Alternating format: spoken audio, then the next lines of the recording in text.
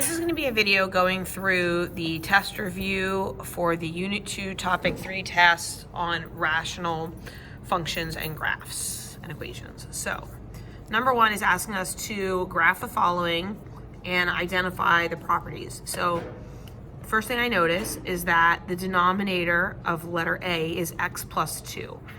And it's not going to cancel because it's just a 1 up there. So that tells me I have a vertical asymptote at x equals -2. I've got a -3 outside. That tells me I have a horizontal asymptote of y equals -3.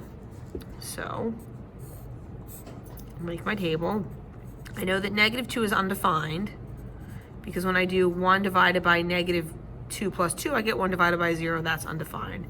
So now, just for reference, I'm going to put in -3 and -1. When I put -3 here, I get -1. 1 divided by -1 is -1. -3 is -4. When I put -1 here, -1 plus 2 is 1. 1 divided by 1 is 1, -3 is -2. So let's go ahead and sketch a graph. So we have, let's do this in pink. We have a vertical asymptote. We have a horizontal asymptote. We have the points -1, -2. And we have -3, -4, and our graph looks,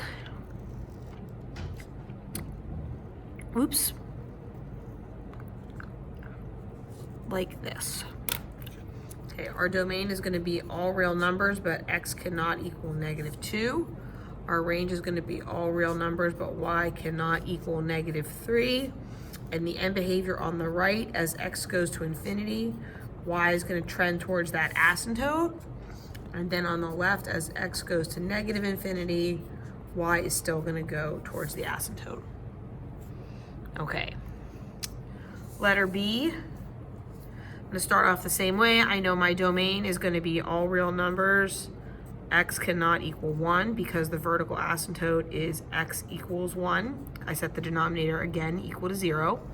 The horizontal asymptote is y equals 2. Oh, I forgot to do even, odd, or neither. This one's neither.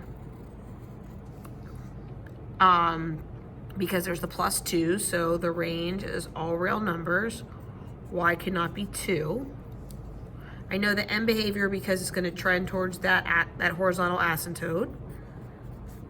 On the right, it's going to go to 2. On the left, it's also going to go to 2. So let's make our graph. So I'm going to put 1 in the middle, and I know 1 is undefined. So 0 and 2. If I put 0 here, -2 divided by -1 is +2, plus 2 is 4. 2 minus 1 is just 1. -2 divided by 1 is -2, plus 2 is 0. So there's my vertical asymptote. There's my horizontal asymptote. 2, 0, 0, 4. And you can see this one shows both the reflection and the dilation compared to letter A. And again, we have neither symmetry because it's not symmetrical around the y-axis, so it's not even. It doesn't have that rotational symmetry around the origin. So once again, it is neither. Now, when we look at letter C, we notice that letter C is going to have a different parent function because of the squared. And I want to remember that when I'm using the other parent function, the one thing it's really going to affect is that range. So I'm going to start off the same way. I'm going to take the denominator, set it equal to 0. I get a vertical asymptote of x equals 0. Outside is a +3. Y equals 3 is going to be, can you see that? Yeah, you can. Is going to be my horizontal asymptote. My domain is going to be all real numbers, but x will not equal 0. My range, however, is going to be different. Let's look at y. When I make my table, when I do -1, I'm going to do this down here. If I have -1, because this negative is here. Whoa, oh, sorry, earthquake. If I put this -1 in for x, so this negative comes from the one that's in front of the fraction. When I square, I'm gonna have -1 divided by 1, plus 3 is gonna give me 2. And then when I put the 1 in, I'm still gonna have the same thing. So let's go. Undefined, horizontal asymptote. And now when I graph my points, 1, 2, -1, 2, you can see they are underneath the horizontal asymptote. And that is because of this reflection over the x-axis. So my graph is gonna look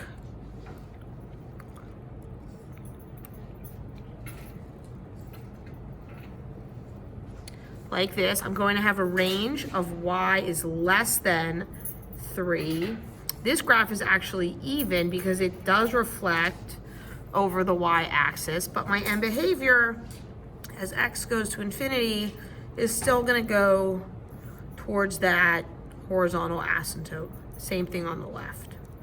Please make sure that your end behavior has proper notation. Don't just write 3. So those are the graphs. So starting at number 2, it's asking us to divide to write in the quotient remainder form. So I'm going to just use long division here. So I'm going to say x plus 3 goes into 2x plus 1. Have a division thought. 2x divided by x is 1x. Multiply back. Whoops, is 2. What the heck, Strauss? Multiply back. I've got 2x plus 6. My handy pink pen. Subtract and bring down, and I get -5. So f of x can be written as 2 plus -5 divided by x plus 3. What are the equations of the asymptotes? Well, I know my vertical asymptote is going to be x equals -3 because I can't have a denominator equal to 0. And I know my horizontal asymptote is just going to be my quotient, y equals 2. Number 3, identify all asymptotes and any other discontinuity. So first thing I'm going to do is I'm going to factor g of x. So the denominator becomes x plus 2, x minus 2. Now because these x plus 2's cancel, I know I have a hole here. And I know that this is going to be my vertical asymptote. So let's put the asymptotes first. Because there's no like constant out here, I have a horizontal asymptote of y equals 0. I have a vertical asymptote of x equals 2. Again, that comes from this factor. Now, I also have a hole. The hole is going to occur at -2 because that would make this canceled factor equal to 0. So now the question is, what is the y coordinate of this hole? So what I'm going to do is I'm going to take the -2 and I'm going to plug it back into x minus 2. Like this is kind of like my compressed function. So I'm now going to plug in the -2 in here. So that's how I'm going to get a y coordinate of -1/4. Okay. It says find the least common denominator of the following. So I have these two rational expressions, and the first thing I'm going to do is factor their denominators. First one's going to be x plus 4, x minus 4. Second one is going to be 2x plus 4s. So because I have 2x plus 4s in the second fraction, my least common denominator needs to have 2x plus 4s. And because the first one has an x minus 4, if I were adding or something with these two expressions, this would be the common denominator I need. When I go to letter B, I just have a 3 and an x minus 2 and then an x minus 2. Now be careful, it does not tell you to solve. It just tells you to find the least common denominator. Here, the least common denominator is just 3 times x minus 2. When we get to number 5, it does say to actually solve. So you have two options in terms of how to approach this. You can, because it's fraction equals fraction, you can cross multiply or you can find common denominators. Just for ease, I'm going to cross multiply. So 5 times 6 is 30. And then x times x plus 13 is x squared plus 13x. I'm going to subtract 30 from both sides. I get 0 equals x squared plus 13x minus 30. So now I'm going to think about what adds to 13 and multiplies to negative 30. Are you done with those packets? It's okay, like they're used to interruptions. If you go in Miss Balfour's room, there's a set of packets on the back wall. But it's all packets, no test reviews. Here's your list of what goes where. You want to say hi to the people? No. Okay. Yes. I don't understand what this means. Okay, can you take a break and play it on your phone while I finish this then? Okay, well, can you just like take a break for a minute while I finish making this video, then I'll explain to you. People say hi to Lily. Okay, going back to our lesson. What adds to 13 and multiplies to negative 30? That's going to be positive 15 and negative 2. So I'm going to have x plus 15, x minus 2.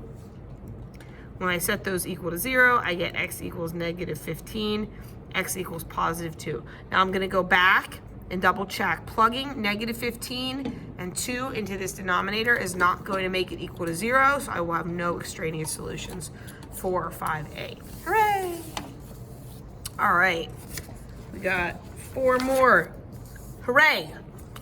Letter B, we gotta factor this. So I'm gonna take out the x. It's gonna be x minus 5. So that tells me my least common denominator is x minus 5. So I'm gonna play who needs what. Well, this first guy, he needs an x minus 5. Second guy, he just needs an x. Third guy, he needs nothing. So that's gonna make this 4x minus 20. Well, that's some bad handwriting. Equals x.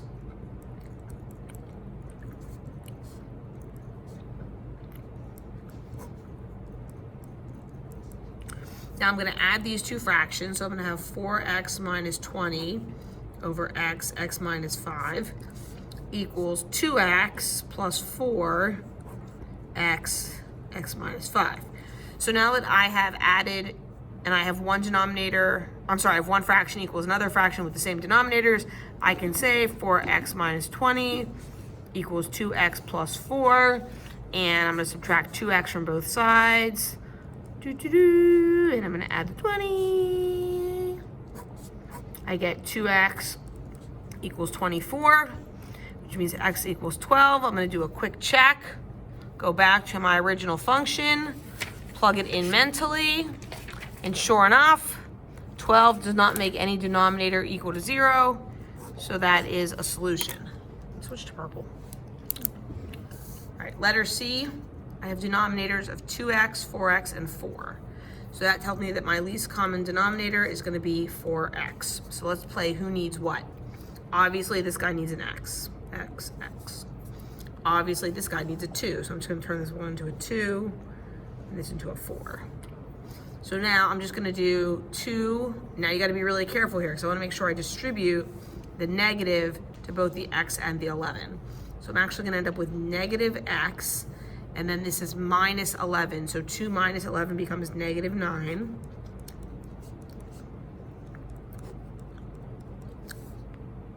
Check. Now I'm going to say negative x minus 9. Remember, again, I did a little distributing there. Equals 3x. I'm going to add x to both sides. Divide by 4. Awesome possum. And it checks because only 0 would make this extraneous. Letter D, the first thing I want to do is factor the middle denominator. Make it x plus 3, x minus 3. And that actually is going to be the common denominator we use for letter D. So first fraction needs an x plus 3. Last fraction needs x minus 3. And this I have to be really careful because there's going to be a lot of multiplying here. When I distribute the 2x to x plus 3, I'm going to get 2x squared plus 6x. Then I'm going to have x plus 1.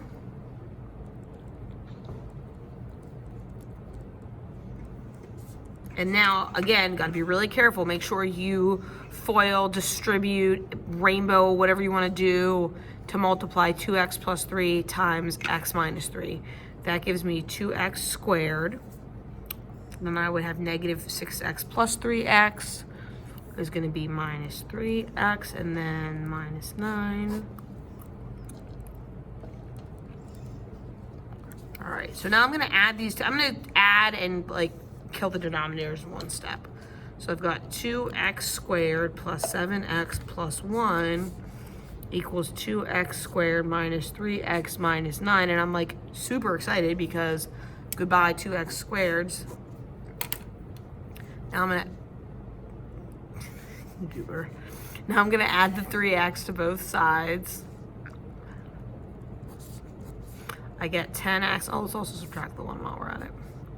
I get 10x equals negative 10. Divide both sides by 10. X equals negative 1. Let's just do a quick check. No, only 3 or negative 3 would make this extraneous. Man, no extraneous solutions yet. Wow. All right, so letter E is going to be the one that causes people the most angst in terms of a common denominator.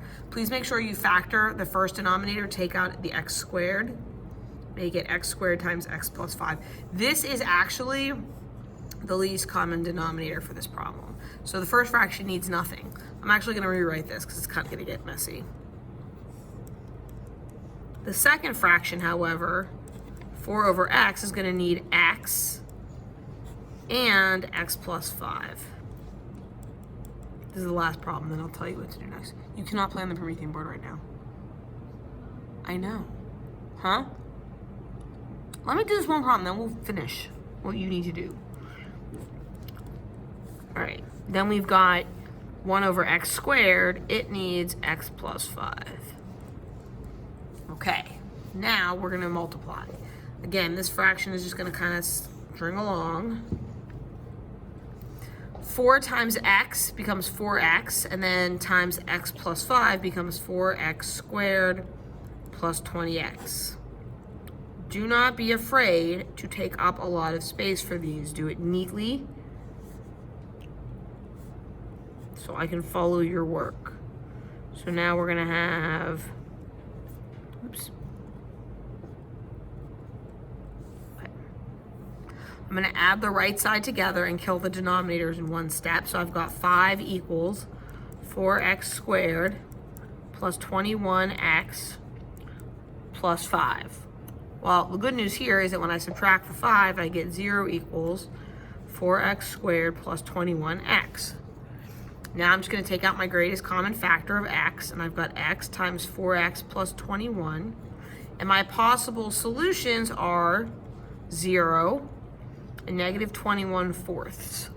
Now, when I go back up, let's double check. Oh no, can I put 0 here? Can I do 4 divided by 0? Nope. This one is extraneous. The negative 21 fourths works. And I believe that is the end. Yep. Please make sure you can do these problems on your own, not just while I'm doing them with you.